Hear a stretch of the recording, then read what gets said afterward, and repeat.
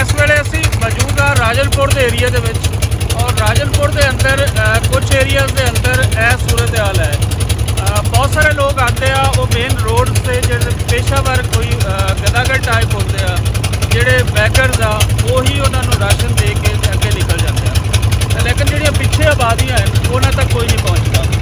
साड़ी कोशिश है कि उन्होंने आबादियों तक पहुँचा जाए और उन्होंने लोगों लिए जो रिलीफ लिए असी जो काम कर सकते हैं उन्होंने असी जो कोई दे सकते हैं असी वो देंगे। तो इस वेले इत्थे मच्छर बहुत ज़्यादा बढ़ चुका है पानी के खड़े होने के नाल।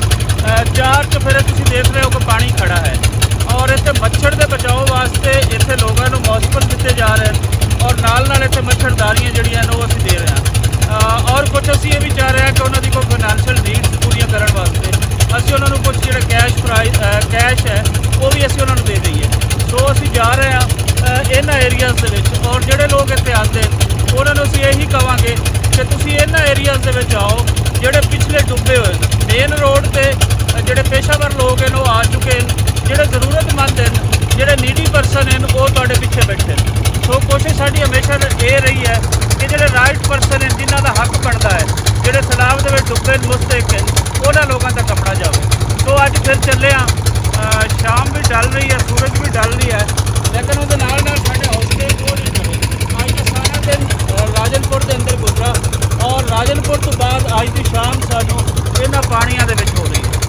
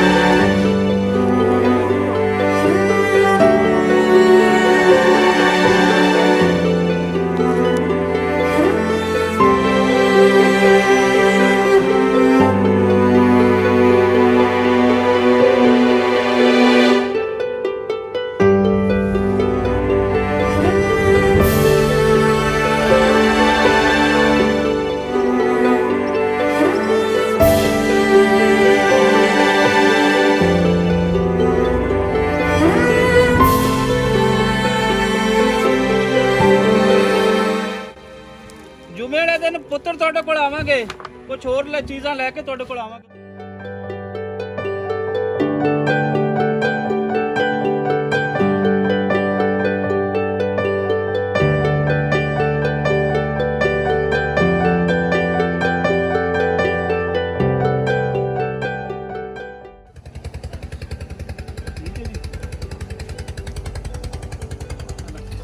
आ जाओ आ जाओ आ जाओ आ जाओ।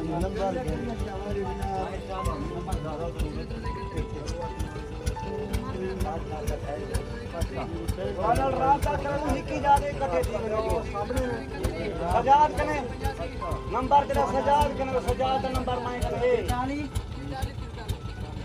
आवे आवन आ जाओ आ जाओ आ जाओ।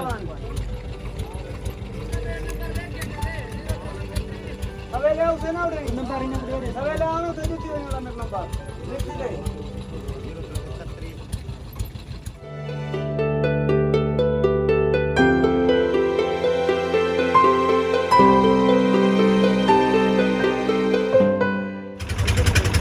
सजनों पूरा दिन लंघे अज राजनपुर और जी राजनपुर के आखिरी 2-3 घंटे सी वो इन्हां पानियां दे विच लंघे।